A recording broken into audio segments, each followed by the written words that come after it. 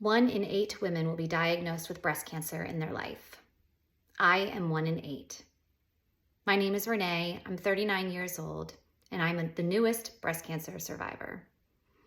As a breast cancer survivor, I feel the call to share information and education and promote patient advocacy.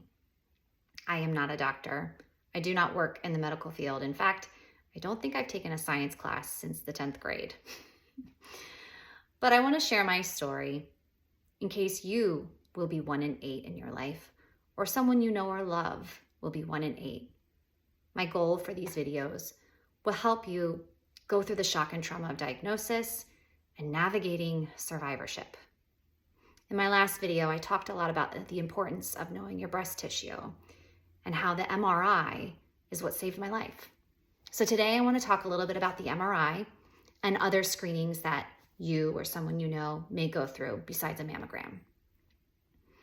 So my doctor had called in an order for the MRI, and so that is what I had after my mammogram, 6 months after my mammogram. So if you've had an MRI before, you kind of know what to expect. You know that it's a lot like a big tunnel. There's a lot of noises. If you're claustrophobic, it can be a lot of anxiety. But they don't tell you about the position you're going to be in for a breast MRI. It's very different than if you're going in for an MRI on your knee or something like that. So give you a little bit of warning. I could not stand the MRI. It was awful. So I don't know if you need to take a little something before you go to help calm your nerves a little bit.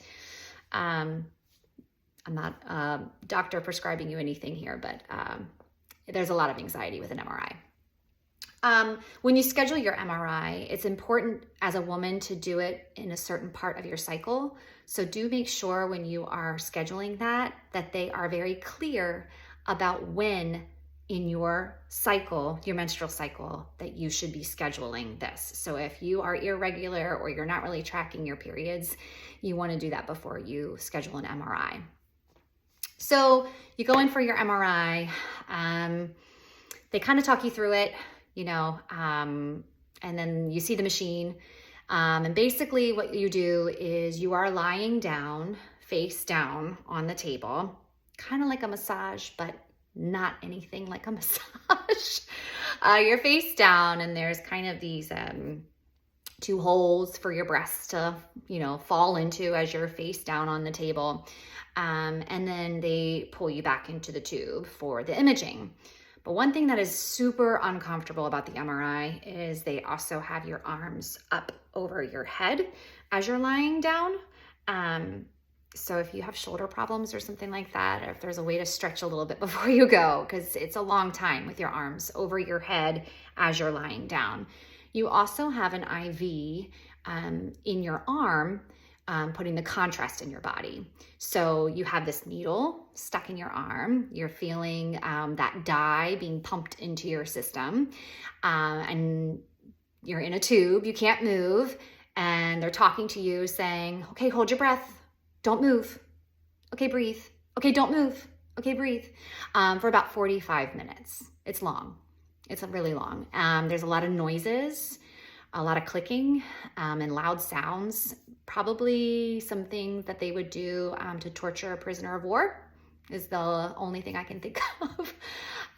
So I think some places might even offer quiet music and things like that. So, it's up to you if you can ask for that or kind of plan ahead if that will calm you down. But it is pretty uncomfortable.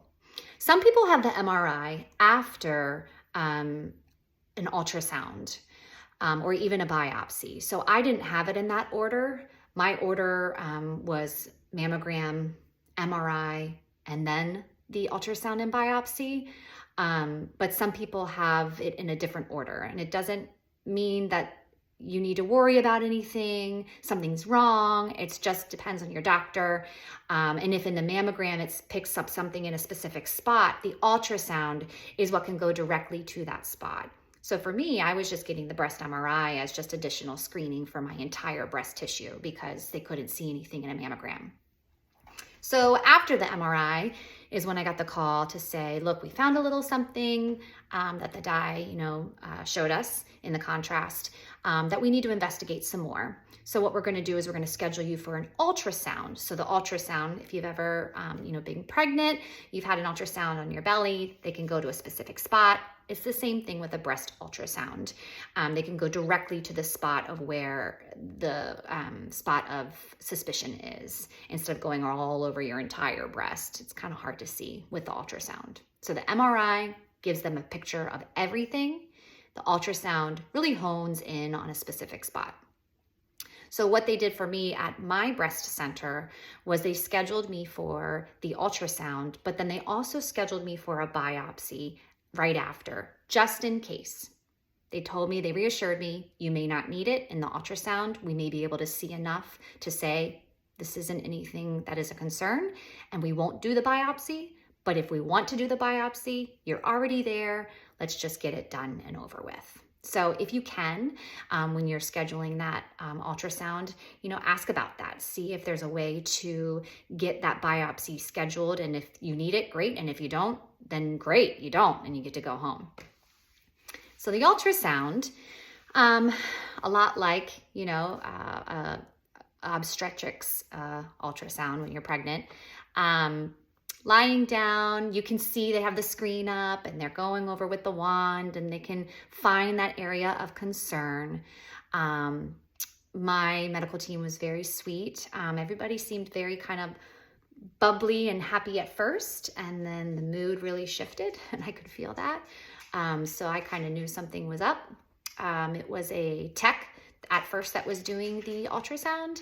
And then after she did a lot of her imaging and taking pictures, then she called the doctor in, and then the doctor came in and was able to see for herself, and then also give me the news that she did want to do the biopsy. And so, the nerves set in.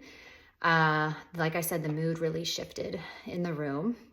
She started rubbing my arm and telling me how brave I am, and you're doing great, and things like that. So my ears were up. I started to say my prayers a little bit more strongly then. And then the biopsy.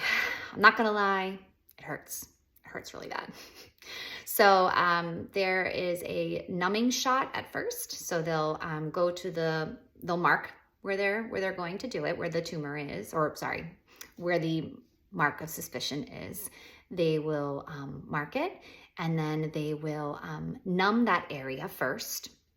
After the numbing with the needle, then they will go in with the biopsy.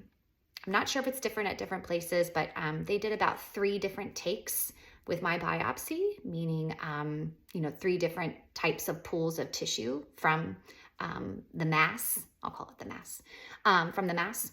So that also has a loud clicking noise, kind of like a staple gun.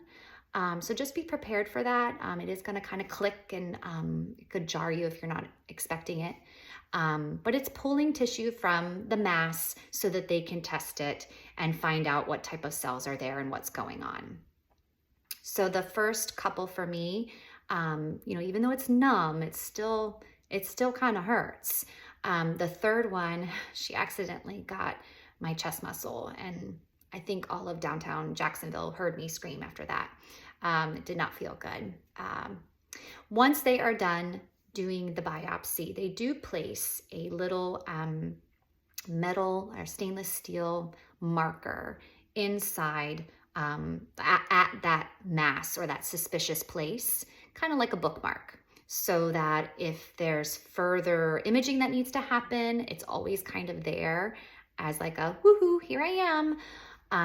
If they're gonna watch it, if it's something that, it comes back not cancerous, but they do want to watch it, that bookmark helps them find the spot. Then they can see, any changes in it. Also, if it does happen to be anything that needs to be removed, they can make sure they get the right thing because it has the bookmark on it. So they place that in there, and then they're done with the biopsy. Another interesting thing in my situation, after they place the bookmark, they do another mammogram just to have that imaging to say, here's the bookmark. My tumor was so far deep onto my chest wall that part of my body couldn't even get into the mammogram. So even though they did the mammogram and they were struggling and they were pushing me and, grabbing me and really trying to get this picture, they couldn't get the picture of the bookmark. So anyways, that is basically what I wanted to share with you today about the MRI, an ultrasound, and a biopsy. Now, my medical facility did send me home with a packet full of information about what they did and some terms of what to expect when they call me back with the results. So it took a few days for the results to come back. And, I spent all weekend reading over those terms. They give the term and then they give a definition of what it is. So there's always the page of the non-cancerous, terms for masses, and then there are the cancerous terms. And so I just did a lot of research and I read all of those and tried to be kind of prepared for whatever was going to come my way on that phone call in a couple of days. I will say that you can definitely go down a rabbit hole on the Google machine. So, take those things with a grain of salt. Really try to go to a trusted source when you're doing your research. But just remember that if you have to have a biopsy, there's more of a chance that it is nothing to be concerned about, that it's a cyst, that it's, a fat necrosis or a scar tissue from a car accident or, something like that. Fibroadenoma. There are so many things that it can be. It's a very small percent of us lucky ones that get the call that it's something different. So I hope that kind of prepared you a little bit for other screenings. And next time we'll talk about the type of cancer I had when I got that phone call. Have a good day, guys.